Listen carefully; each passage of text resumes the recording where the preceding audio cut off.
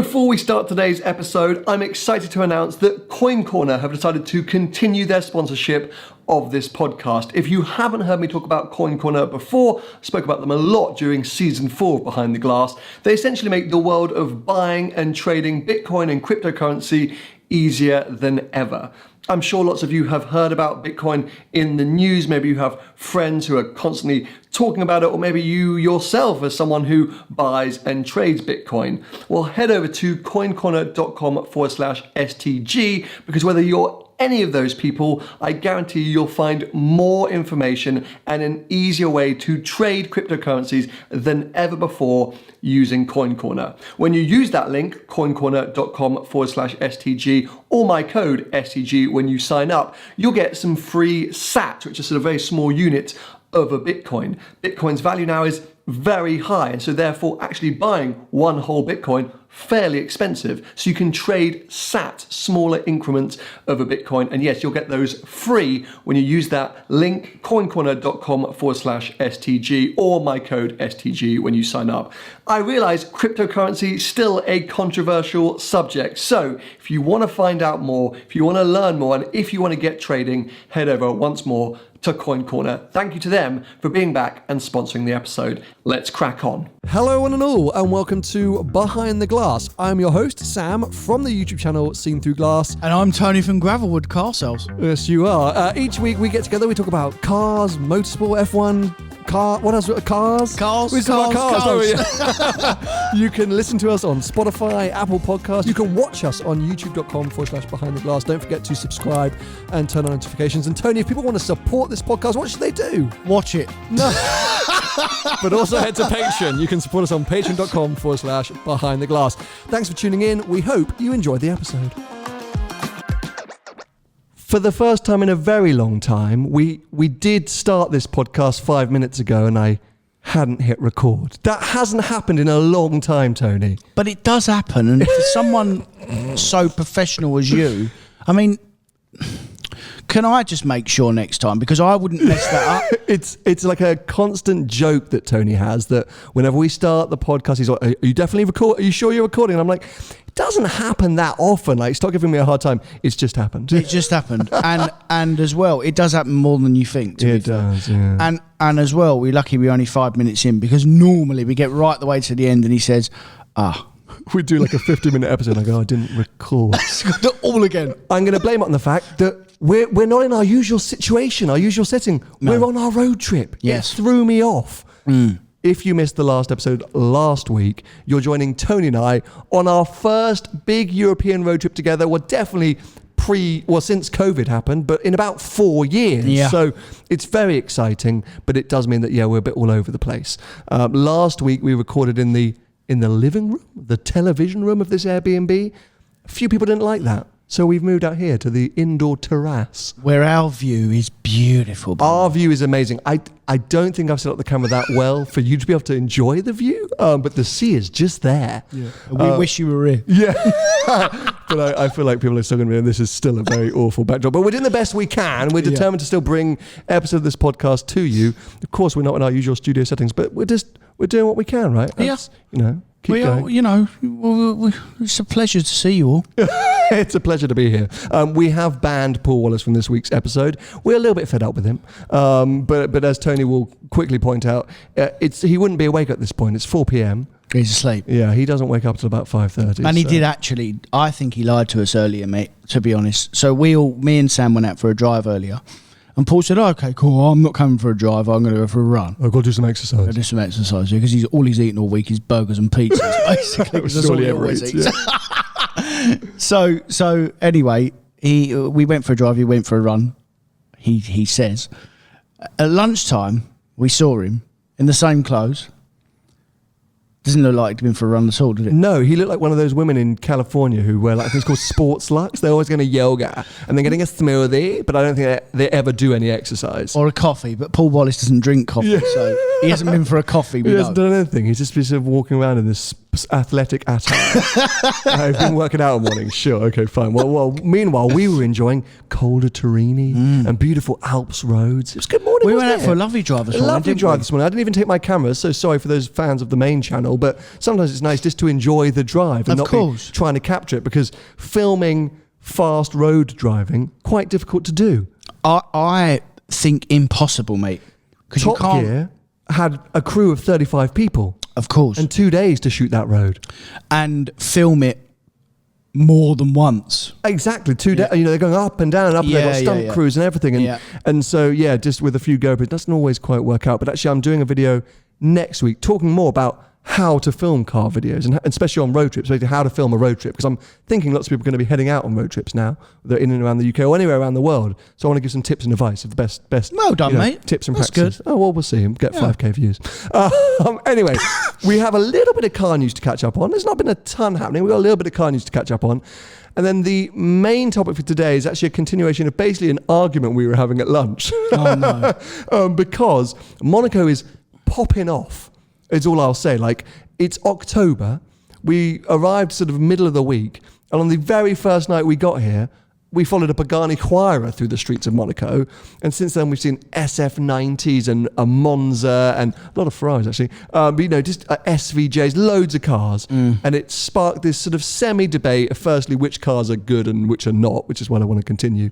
But also, you said something which was, you thought you realised that whilst you like cars, Paul likes to film cars, I'm probably the real car lover. I would say out of us three, you're the nerd. I'm the nerd. Yeah, you're a real car guy. I do like cars, and I like to drive them, but I don't think I'm as enthusiastic as you. So for sure. We're three car guys, three petrolheads. Yeah. But which one is the true petrolhead? Or what does it mean to be a true petrolhead? That's what we're going to be revisiting. I'll let you think with it for now, because as I say, we've got some car news to touch on. So let's kick things off with the most unsurprising news of the year. Geneva cancelled for a third year in a row. No Geneva 2022. Oh. Big. And that, I don't think, is even really a COVID thing. No. And do you know what, mate? We did say this when they cancelled it the first time, that actually, do you know what? Will it ever come back? Yeah. Because 3 years now. What's the need for it? Because I said it's not really a COVID thing, because here in Europe, restrictions are easing, day by day. Things are getting theoretically better in terms of restrictions. Who knows what the winter's going to be. But it is more strict in Europe still than the UK. Yes, good point. For sure. But especially here. I don't think that they're cancelling it because of COVID reasons. They might be blaming COVID. But I think because we've touched on, I just don't think there's so much of a need. There's other events which have taken, the primary position in terms of launching cars, dynamically, interest-wise, audience-wise. Geneva had become more and more of a sort of trade show. And I don't think the demand's there. Do you think they've gone to some of the big manufacturers and said, right, we're back next year, and the manufacturers have gone, well, actually, we're not coming. Yeah, I don't fancy spending £7 million on a stand at Geneva, because that's the kind of money that it costs for some of the really big stands. It was multiple millions of pounds. And as well, mate, if they haven't got the cars to sell, which is basically what this is all about, if they haven't got the cars to sell, why do they want to set their stall out? It doesn't make any sense. Yeah, no. As I say, odd, but I'm not at all surprised. Me too. Saw it coming a mile off. Yeah. And I say a shame, because the one thing from a real nerdy, you called me a nerd earlier, point of view, is it's a great place to catch up with other car people, whether you work in this industry or not. You're in a room full of thousands of car petrolheads, car nerds, and you do bump into people that you know, or get the chance to meet new people who are enthusiastic about cars or the same cars. That's really nice, I think. Yeah. Because Goodwood Festival of Speed now is so big,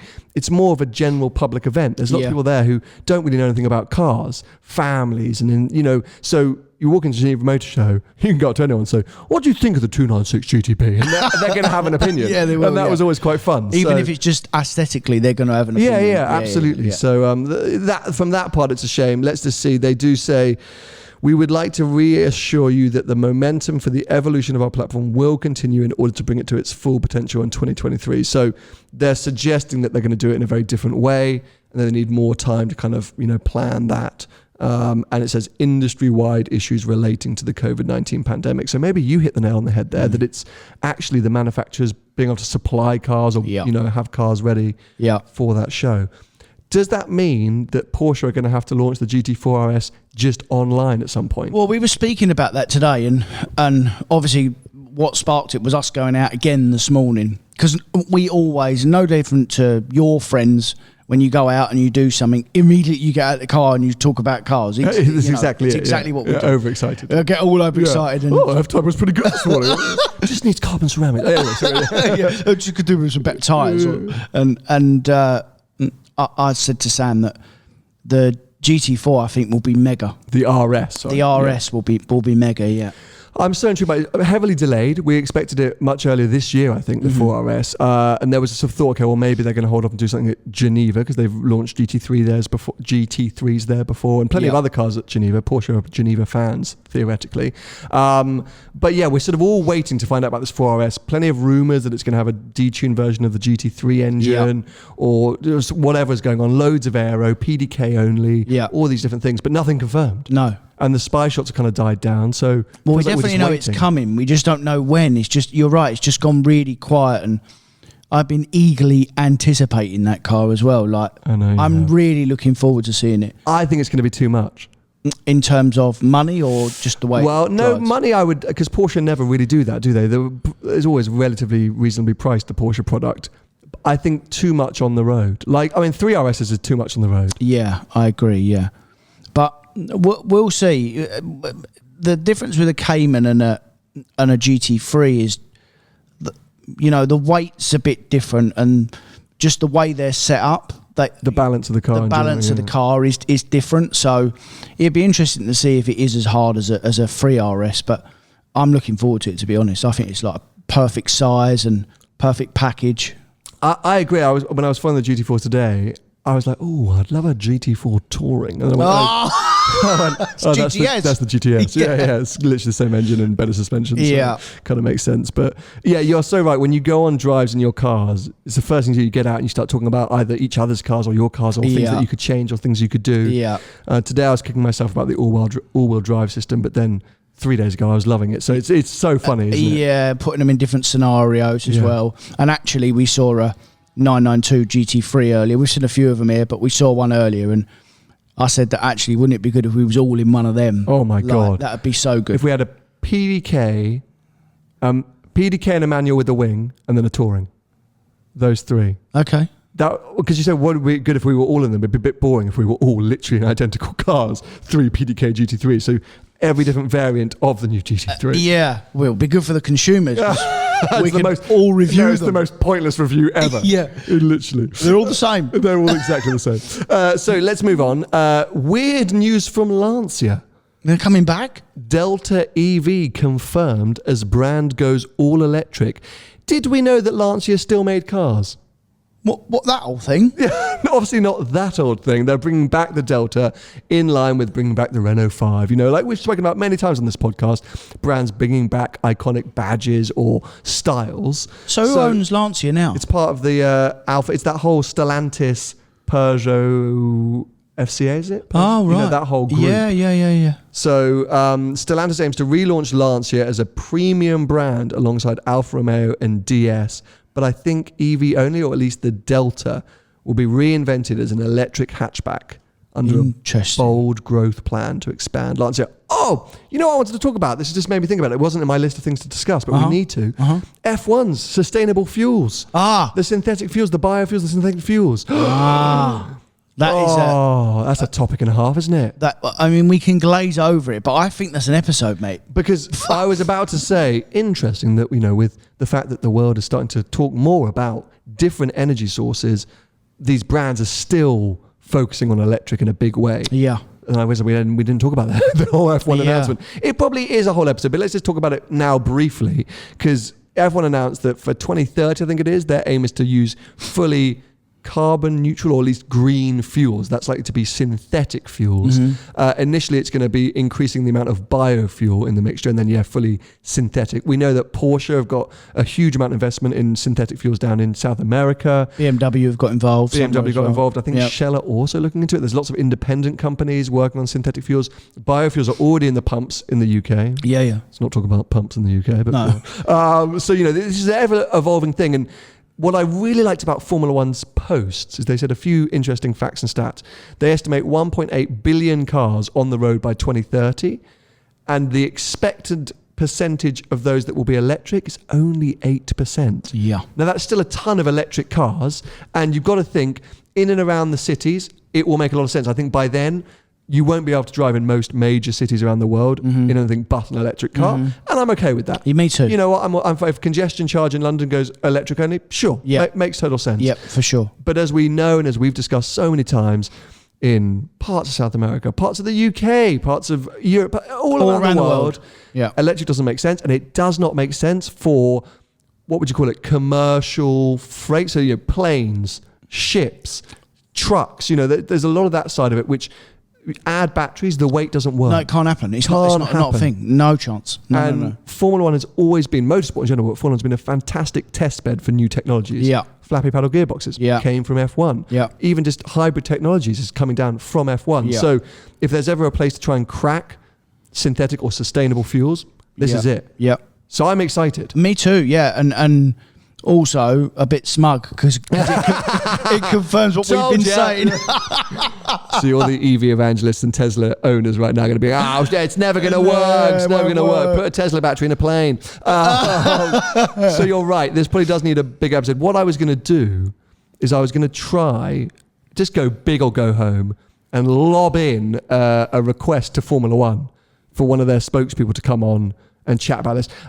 Shell would be easier because I love Shell. I work with them all the time. That would probably be easier to get one of their guys to come on, or girls. Actually, an amazing woman based in Germany. Anyway, long story short. But I want to go in on what is synthetic fuels, how could this work, etc. So there's several different fueling companies that get involved with F1 though, right? Have you got Shell? Oh yeah, different teams have different partners. So Shell have a partner of Ferrari. Yeah. But then you got ExxonMobil, I guess, with McLaren and Petronas. But Petronas are they fuels or are they like oils? Are they not? Is it not fuel and oil? Maybe, I don't know because we don't get Petronas in the UK, do we? No. So anyway, long story short, of course, there are lots of different partners, but it's F1 that are pushing this development of a synthetic and like you said before, I think it needs to come from there because we've got lots of questions, right? Yeah, and not just that, like the technology needs to come from there because, like you said, in general, Formula One is normally, or motorsport in general, is normally the test bed that transfers onto road cars. Very good point. Sorry, I thought you meant the conversation needs to come from them, but I think the conversation needs to come from them as well. Yeah. Okay, so we'll try and line that up because we were excited, but we haven't done enough classic cars. We haven't done a lot of research into it. That is our USP. Come to listen to Behind the Glass, the car podcast with no knowledge or research, but a lot of enthusiasm. Well, we have lots of opinions. Yeah, lots of opinions, lots of enthusiasm. And coming on to enthusiasm and opinions, because you're going to have a few. A Swiss firm, Officine Fioravanti, catchy name, is bringing back the Testarossa. Why? Because resto mods are the future, Tony. We saw that Aston a few days ago, that David Brown Aston something. Did we? Yeah, you were like, oh, looks like blue Aston, looks like a DB6, something like that. And I went, no, because I don't like it. But resto mods are going to save the classic, and it's going to be what we turn towards. Because, as we keep saying, the new cars, whilst, if you can get a 250 short wheelbase from GTO Engineering that works every time you turn it on, gives you all the emotion, all the character. And that's not even a resto mod. That's just a reinterpretation. Or how much is that car? Okay, so this is a 200-mile Ferrari Testarossa, supposedly. 200 mile an hour? Yeah, 200 mile an hour. The firm says the resto mod project, named the Testarossa, is equipped with bespoke equipment upgrades, including improvements to the chassis, aero, and powertrain. Power comes from a modified version of the original 4.9-litre flat 12, producing 510 horsepower for a claimed top speed of 201. From a V12? From a flat 12. Right. But it's the original, so they're not bunging in an 812 superfast engine in there. They're just trying to improve what was already there. 130 kilograms shaving of weight, and the price is yet to be announced or upon inquiry. Hence, 2.2 million euros. You know, Really? No, I don't know. It'll be a lot of money, won't It'll be a ton of money. That's the only problem with these resto mods. I love an Alphaholics GTA. I love a Singer DLS. But they're millions and millions of pounds. Every time they're millions of pounds. Well, they just can't make enough of them, mate. That's the problem. And that's why cars in general are good value. Oh, actually, talking about value. Go on. Oh, no, I don't know if we can talk about it, can we? Where we went yesterday? Where did we go yesterday? I went for a drive in a car. Oh no, we can. Yeah, it's the podcast audience. We always let them in on secret. Okay, fine. Go on. Yeah. So it's a video. I don't know if it's gone out. There's a video coming soon on this on the main channel. Again, teaser. Okay, fine. Go. So I drove Roma yesterday, Yes, but that's not. I'll go to the main channel. I don't want to talk about that. I'm not interested. But what I do want to talk about is. I was speaking to the dealer principal there while you was out filming, and he was telling me about prices of new Ferraris in France, and I was absolutely gobsmacked with their registration and tax fees for the next 2 years. So I'm sure any French listeners will be fully across this, and maybe those of you that are into European car regulations are into this, but it was apparently announced a while ago, this heavy taxation on, is it a luxury car tax or a high emission car tax? I would guess a emission car tax. It was a new car tax, and we was talking about Ferrari, so I don't know if it's a luxury tax. It's meant, break it down, as I'm doing a little bit of research, break it down. So basically, you'd have the value of the car, and then from next year, so in our country, it's about $3,000 to have new registration on a new vehicle, and that's obviously governed by emissions and value. And then you pay a tax on a new car in our country. Anything over $40,000, you pay like a £300 premium per year for the first 5 years of the ownership of the car. Yeah. In France, obviously, they don't have road tax. They have another scheme. This scheme is from next year. On a new supercar, can only go on supercar, because that's what I was told. The first year's tax is $40,000, and from the year after it's 50. Goes on the price of the car. This is a green tax. This is an emissions related tax. So I've just looked at it here. This is all about carbon dioxide emissions, etc. So yes, they can charge up to as much as 50,000 euros. But as you say, you found out more about these details, and it's a big. I remember seeing the announcement, but not quite realizing what it meant. And that is absolutely ludicrous. And then he like throws a bombshell in, because then he says to me, the 296 GTB, which is coming out next year or the year after when it's coming, £800 because a hybrid, because of the emissions. But this is why I think the world is going in this direction, or why we're being forced to go in this direction, and manufacturers are being forced to go in this direction, because they know customers are not going to pay 40-50 grand plus a year to drive around in an F8 Tributo. That's just not going to be a thing. Yeah. So they're all going to have to really focus so extremely on emissions, or to go hybrid, or to go electric. But that's only in France, mate. Different. That's going to happen everywhere, mate. Yeah, but different countries have different stipulations, obviously. So Germany will have a different. We've obviously got different as well. I don't know what they're going to do about places like England and Germany. I know they want people to go hybrid and stuff, but us as a nation are the biggest buyers of supercars in Europe, us and Germany. Yeah. So we're third and fourth in the world, behind the US and China. Okay, yeah. For supercars, I'm talking about, not cars. Yeah. Supercars. So there's a lot of money rolling around there. And money talks, I agree. Of course. But the global focus on reducing emissions. Yeah. Everyone says saving our planet, but saving our race. Yeah. Saving humanity. That agenda is so top of the news agenda. I don't know what my words aren't coming out. It's been a long day. Yeah. But what I'm saying is that pressure will outweigh profits. Yeah, fair. And then as well, you get places like here, which have a completely different way of tax. I mean, you have a registration fee here, and it's like anything is like £100. Doesn't matter the size of the car or whatever. And as well, people are rich, and if you want a car, it's just gonna be the cost. Yeah. Road tax in the UK has gone up at times, or being very expensive, become more expensive. ULEZ in London, people get furious about having to pay 30 quid to take their older car. People still pay it. Yeah. So it's just one of those things that people will somehow find a way to swallow it or find it acceptable. Mad though, isn't it? Like when you come to different countries and you see how they operate around the world. Like America will be different, and they're not allowed to have cars over 25 years, and then when they are, they're exempt of the tax, which is why we see the Japanese stuff go mad at the minute, because now they can be imported into America. Well, that's it. So to clarify, America, certain cars that weren't able to be sold in America, things like early RS6s and stuff like that, after 25 years they are allowed to be imported, because anything over 25 years old is allowed to then be imported. So that's why we suddenly see values go through the roof and stuff. So it is amazing. Like even when I was doing my traveling, Singapore, the luxury car and the import tax is so insane that you could expect to pay like 350 grand for an F-Type. Yeah. It's mad. Like the whole world is mad. Yeah. So, anyway, we discovered this yesterday. So any French listeners, apologies, or any of you that kind of keep on top of tax situations in different countries for cars. But for us, it was a big shocking moment for sure. So last little bit of car news is this. What is it? The new BMW 2 Series Active Tourer. I think this could win the award for the most disgusting car ever made. What's wrong with it? It's awful. What even is it? It's hideous, mate. Well, they make them anyway now, and people love them.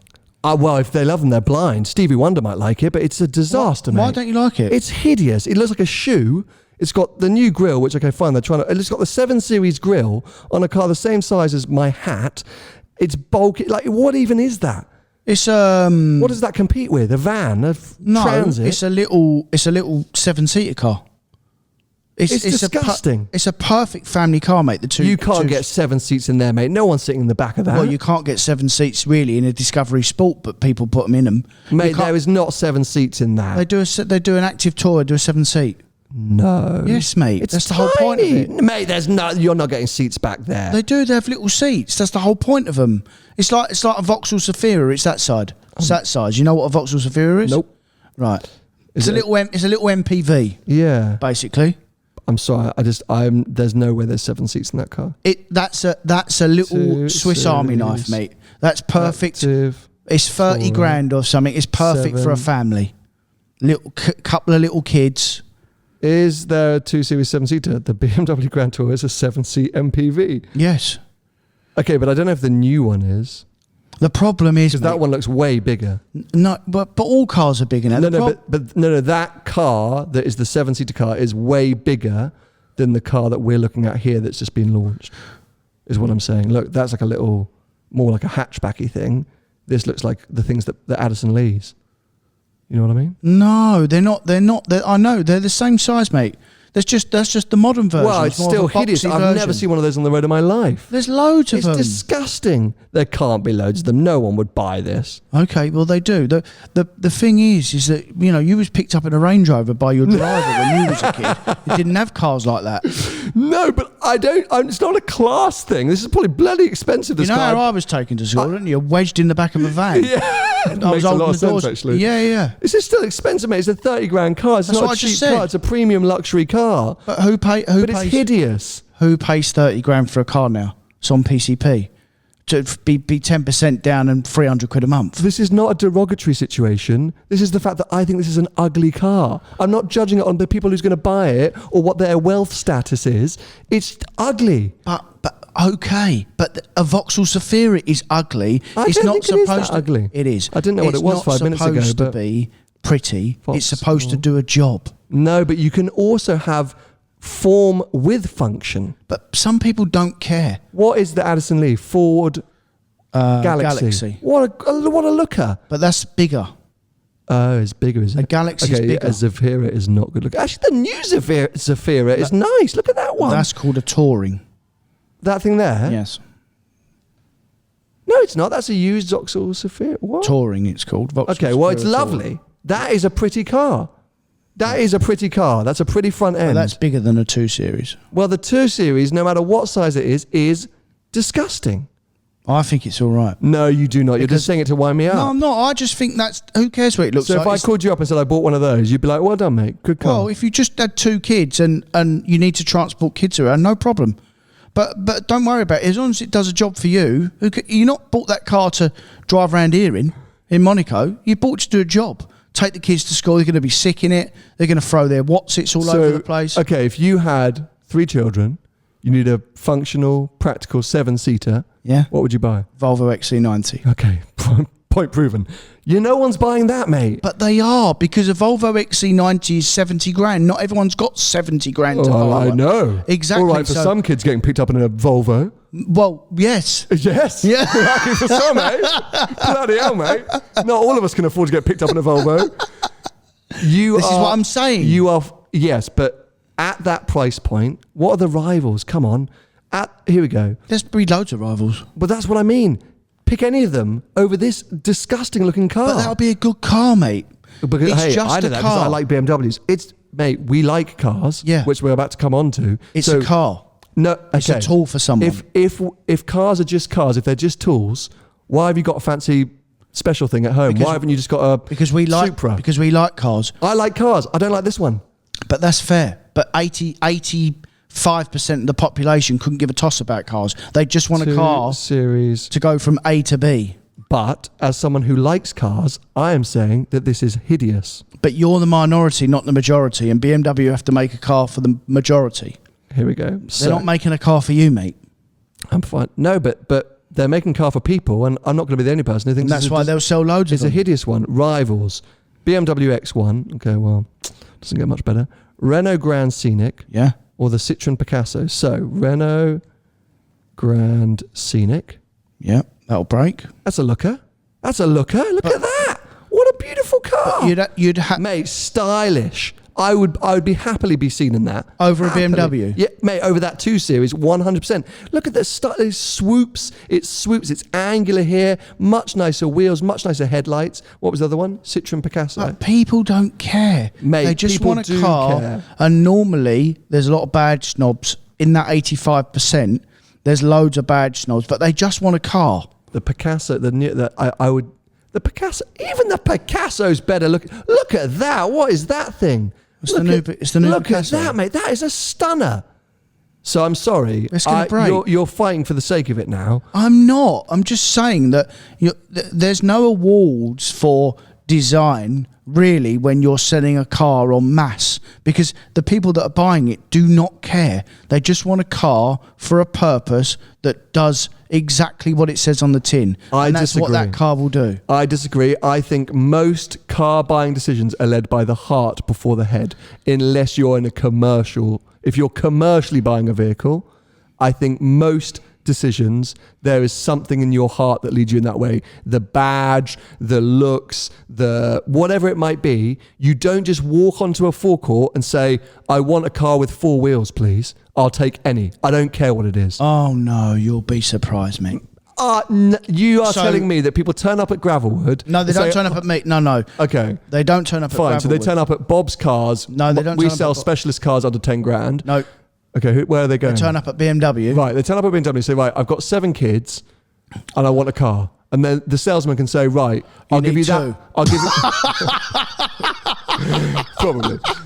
And the salesman says, right, you can have that X1. And they go, great, cool, thanks. They don't go, oh, No. that doesn't look so nice. So the salesman will brief them, and he will find what he thinks that will suit their lifestyle. That's a lifestyle car. No, but you just told me that that's a functional car. It's a functional lifestyle car. Lifestyle meaning you can go camping in it, you can take your dogs out in it, you can pick your kids up from What was school the- and go shopping in it. What was the Fiat that had the bubble with the fog light on top of the bonnet? The 6-seater thing. Yeah. Famously the world's most hideous car. But people bought it. They did, because I would have one because I think it's quirky. Or like a Sangyong. Name me one Sangyong that's good looking. Sangham's good now. Oh, piss off. But they were terrible. You're right. They were awful because they used to be old Mercs. But they've actually got their act together now. They make some nice cars. The thing is, a bit like Skoda, isn't it? The thing is, I just disagree with you. I think even if you're at some point, your car buying, because it's a lot of money for anyone, whether you're buying a car for $3,000 or 300, it's a substantial purchase in anyone's life, a car. Correct. And I think the majority, there is something that draws them. Now look, that fear, multipler. Some people were drawn to that because they like quirky, they like weird. Yeah. My sister bought that. What was the Jeep that she just bought? Renegade. You know, my mum doesn't want to talk to her because weird looking thing. Nor do I, actually, but my sister loves it. Yeah, she absolutely does, adores it. Thinks it's the coolest thing in the world. Yeah. But that's an emotional connection. She just needs a car to drive to work. Yeah. She doesn't care anything about the car at all. Correct. Emotional connection. So when she has children, your sister's going to buy one of them? No, it's just a bit. No, mate. No, my sister would not buy one of those. Why? Because it's hideous. Mate, I'm telling you, there's people that walk into BMW dealers, and you know what? It's women as well, in terms of the questions they ask. I'll tell you the questions they ask. Can I put my kids in it? Has it got ISOFIX? Does it has Apple CarPlay? Has it got parking sensors all round and a camera, please? That's all they care about. Okay, I'm fighting you on this right now because there is amazing statistics about the fact that women lead the car buying decision in households. They do. And women have more emotional connections with all their purchases. Now, this is, you know, we're trying not to be very 2021 here, and we're not making sexist assumptions, but this is the truth, that women are more emotionally connected with things that they purchase. Men tend to have less investment or care in things that we just go into a shop and say, yeah, I just need that. We don't look at reviews, but women do care about these things and how things look and feel, what it says about them, and therefore I would fight that to the nth degree. Okay, so I can tell you the difference between a man and a woman when buying a car. Women buy on thought and practicality because that's how they think. Men buy cars on impulse. These are generalizations, by the way. No, this is true. These are what I see all the time. No, but these are generalizations because there's always exceptions to the case. There is always. We have to say that. Yeah, these are mass generalizations. Yeah. But I think, okay, fine. And I totally accept your experience, and I totally accept you actually doing this day to day, and you know what is happening. But at the same time, you are belligerent, and you will fight me on this point to the death. And I do not know why you are not just accepting that that is an ugly car. But I never said that. No, you have. From the minute I said that that's an ugly car, you've started a rant about how it doesn't matter what a car looks like. Doesn't. It's about functionality. Because you think it's ugly. Yes. One man's junk's another man's treasure, mate. Agreed, of course, but I'm not wrong. You think it's an ugly car. Yes, I do. But the people that buy it, which will be lots of people, obviously won't think it's an ugly car, or they will agree with you and think it's an ugly car, but actually it serves a purpose, which is exactly what it's for. But what? I still disagree with that point. So you're just saying. So my point is, and I'm not going to ask you guys, the audience, because you're petrolheads. You're listening to this audience because you're into cars. And if I say to you, do you feel like a car purchase is an emotional purchase? Of course, you're all going to say yes, because we're car people. And the people that buy cars from me, that's exactly what their emotional purchase is. Very specialist. I don't deal in this market, but I know how this market works because I see it every day. But so I have 3 examples in my life. Okay. My mum, my dad, and my sister. Okay. My mum is the petrolhead. Yeah. My dad and my sister could not care less about cars. Correct. My mum went from an Audi S5. She lovely. had 3 generations, two generations, and an A4 cab before that. Yeah. And she needed a practical car because she was going up and down to Cornwall a lot. Mm-hmm. She needed a practical, usable car that was good on fuel, that could bash around, have the dogs in it, blah, blah, blah. She picked an Evoque because it was an emotional connection. She liked the look, the feel. My dad's had Range Rovers for a lot of time. She associated with it. She liked the compactness of it. She liked all these different elements. But she likes cars. She likes cars. Yes. But that's almost the worst in class, as we know, because Range Rover reliability can be very bad. There's lots of things that go wrong. Like that's a bad class. But so emotional purchase, fine. She's the car person. But they also sell a lot. Evoques. Oh yeah, sell a ton. Are perfect. I mean, women buy loads of them, and they do like. People normally buy Evoques. They do actually normally like the idea of cars. Again, okay. You know, they might not emotional be petrol purchase. heads, but they like the idea of having a nice car. It's a nice car. Agreed. Yeah. 2 Series Active Tourer is not. So my dad and my sister couldn't care less about cars. No. My sister, we just talked about Jeep Renegade. Before that, she had a Mini. Emotional connection. Like, she's buying the cars because of what they represent. They're quirky. She likes the looks. They have character. They have personality. 2 Series Active Tourer does not have any of those things. It doesn't. Does not. My dad, Range Rovers forever, because it was easy. It was comfortable. It's what he knew. It was over and over again. He considered Jeep Cherokee at one point. And he considered VW Touareg at one point. Never changed because he just liked to stick with what he did. As we know. Well, we have said that Range Rover is best in class in a lot of ways, but there are things that are better nowadays. For sure, you could never tear him away because he had that connection. So what I'm saying is, Active Tourer is a piece of poo, and you just have to let me think that. You can think what you like, mate. Thank you. Point over. I'm going to put a Hornet in your bedroom tonight. But if you didn't know, there was a Hornet flying around in this area a few days ago, and I literally nearly checked out of the Airbnb. So can you just accept that I don't like the Active Tourer? I think it's hideous, and I don't think people will buy it. Well, I completely disagree with that. People won't buy it because manufacturers these days do not make cars that people don't buy. BMW, for sure, because they'd have done so much research into making that car and making it for a specific person, which is what that car's for. It's for a target. It's for a specific person. That I cannot agree. I can agree with that you don't like it. No problem. That's your personal opinion. But who cares whether you don't like it? It's not for you. No, fine. I agree. But it annoys me that of all the cars that we've ever discussed on this podcast, the one time you decide to really fight me on an opinion about a car, it's a 2 Series Active Tourer. Because your opinion is wrong. So I'm just challenging you. Because you can't really back it up because you don't like it. Because you think it's a pretty car. No, I don't think it's pretty. I'm just saying it's not meant to be pretty. It's meant to serve a purpose. I've just done a bit of research that's absolutely killed me and finished me off, and this will be the end of this topic. Go. So it's the end of the podcast. And we're closing down. Are you ready for this? Channel no longer exists. This is absolutely a disaster. How many 2 Series Active Tourers or Grand Tourers have been sold? In 2016 alone, they sold 100,000 of them. Right. No one buys them, apparently. I'll go to bed. But to be fair, in 2020, they sold 30,000. So it has been declining. Yeah, but 100,000 in 2016, 85 in 2017, 68 in 2018, 55 in 2019, 30 in 2020. What happened in 2020, mate? Okay, so we're going to move on now. No, tell the lovely people what happened in 2020.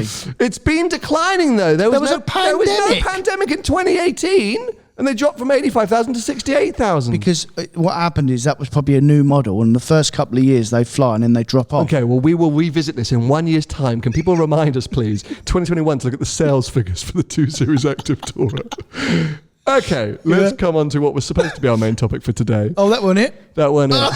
How much time have we got left on the recording? We might have to pile through this because we banged on about a 2 Series Active Tourer a bit longer. SD cards nearly full. So we went through Casino Square earlier. We saw SF90s, a couple of SF90s. Yeah. There was a 991.2 GT3. There was a 992 GT3. There was a 996 GT2. There was a 430 challenge car, road legal 430 challenge car. And we were all getting excited about different things. And this happened the same when we went to the Ferrari dealership a few days ago. Correct. I freaked out about a certain green car that you and Paul thought was a disaster. It was a disaster. Okay. So what does it mean to be a petrolhead? Because at the start of my YouTubing career, I used to get assaulted online quite a lot for not being a proper petrol, not being a true car guy. Oh, he's a petrolhead, all right, boys. And we sometimes get targeted by a very small part of the wider audience for saying, we don't know what we're talking about. We're not really into cars. You know, what we've said about the Gordon Murray T50 or whatever. We don't know what we're talking about, but we are into cars. Yeah, we never know what we're talking about, and we don't do any research. You're correct on that. But I know my friends, and before I got into YouTube, I've always liked cars. Yeah. But doing what I do now, spending time around people that I've spent time around, I'm way more into cars now than I was 10 years ago. Well, I would say now the difference between 10 years ago and now is that you are an expert now. Whereas you just liked cars 10 years ago. You're now in. Yes. This is now your job. So you become an expert in that field. So your look around cars has changed because of your experiences over the years. And yeah, I've been educated. I've learned more. I've been keen to learn more, and all these different experiences I've had, etc. So yes, I'm in that world. But Paul Wallace, who is asleep, so we should whisper, has been in this world longer than me, and his appreciation for classics, as an example, has never changed from day one. There's certain cars that he goes, are cool, but I could be stood by a lineup of 60s Ferraris and be like, oh my God, it's a 330, that's a 450, I just go nuts. Yeah. Whilst I think even you... I'm the same as Paul. Over your head. Over my head, mate. I mean, you actually dislike the older stuff. He doesn't dislike it. I don't think he just doesn't really care. Doesn't really care. So does that mean that you're not a petrolhead? No. Exactly. Because I have my reasons for not liking older stuff. So... this is a thing which I think the internet sometimes feeds. So what does it really mean to be a car guy? If you can't heel and tow, are you not really a car guy? If you don't drive rear-wheel drive, are you not really a car guy? I think there's a simple answer, isn't there? It's all crap. Basically, anyone can be a car guy, right? Absolutely. Anyone can have an opinion. Anyone can be a car guy. Even if your opinions are wrong, if they're right for you, that's good enough. And I think, Porsche's a prime example. Can you name each generation of the 911? 996, 997, 991.2, No. But do you like, I know we can, mate. But do you like a 911? Yeah, of course you do. I think the thing is that sometimes online, especially social media has fed this, it's all too quick to show that I know more than you. I'm more intelligent, I know more about cars than you, blah, blah, blah. But what has been great in so many walks of my life or my career is how open people have been, saying, okay, you're not into pre-war cars? Well, let me just tell you about this and that. And I've gone, okay. And then by the time I've left that place, I'm like, oh my God, pre-war Rolls Royces are amazing. Okay, 2 weeks later, I've forgotten all that information. I've kind of moved on. But I think this is the whole thing, is that you can have all different types of car guys, car people, appreciate different things. We can go to a Ferrari dealerships as 3 very different car people and all get a kick out of different things going on. Do you know what I've always picked up down the years as well? Is you only really ever take in what you're really interested in as well. Mm-hmm. So if someone was to sit me down and talk about 60s cars, I'd listen, I'd go in on them and then say, thanks for that. Thanks for all that information. And it would go in one ear and out the other. You'd probably just remember the values. Yeah. No, you're right, mate. That's what interests you. I would remember selectively what I wanted to remember. For sure. Because it doesn't interest me. But if you're talking to me about something modern and something that I can relate to, then I'm all ears. And I'd like to think in that field, I kind of know what I'm talking about, because it's what I like and it's what I do every day. So some people will disagree with me, no problem. But I normally, much like you, we normally do have something to back it up with, because it's normally an experience that we've had, which is why we do this podcast as well. So where you're at with your life, your passion, your enthusiasm, how keen are you to learn about new or different parts of the car world? Like if somebody said to you, come down to a FIA drifting championship, what are your thoughts? Not interested. Not interested. Mate. No, which I get. I totally understand. I think I would go, but it's one of those things, and maybe that's the difference, right? Yeah, I definitely get a buzz off anything with an engine, for sure, especially when it starts to get to a sort of motorsport level. But I also appreciate and understand your view on the car world, your experience in the car world. And I think, the reason I wanted to talk about this is encourage the open armness. Sometimes in the car community, I just see that negativity still being there, that judgmentalness still being there. I put up a post a few days ago saying, which of the 3 cars that we've driven here would you pick?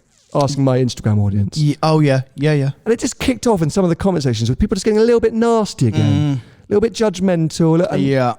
You're only asking a question. I'm only asking a question. Yeah. And I think everyone within the car world is entitled, as you say, to different opinions, different enthusiasms, some people are going to love Porsche, some people are going to hate it. Yeah. But it doesn't mean that anyone is more or less of a car guy. Of course or not. girl. Sorry. No, and then, so and on then 2021. what we always try to do, or what I always try to do, I try to have an opinion, and it's opinion of something I've experienced. So to which point I can back it up, Or you've been told. or I've been told, but it's always I've been told on good authority. Or when those areas break, I've been told on good authority. What does that mean, Tony? I don't know. I've been told. No, but in general, it's normally from experiences, Yeah, and you will be the same. Of course, you're telling something from an experience. Sometimes with the internet and social media, these people are going in for no real reason. They're just going in on someone, and it doesn't really make sense sometimes. I think, well, what? I don't really understand why you said that. Yeah, spoiling for a fight, and as I say, it's that kind of internet mentality of I know more than you. I'm always more intelligent. I've done more research. I know more about this topic than you do. But no problem. If you know more than me, then fair play. You know more than me. I mean, I couldn't give a toss, to be honest. I mean, I've got a good job, and that's all I really care about. I've got a nice car, I've got a nice house, and I do nice things. That's all I really care about, really, to be honest. Congrats to you. If I don't know nothing, then I haven't got any of them things, have I? So I must know something. You got Balenciaga clothes. Something's going right. No, they're not real. No, I think I can see the SD card flashing, which probably means we've done our allotted time here. No.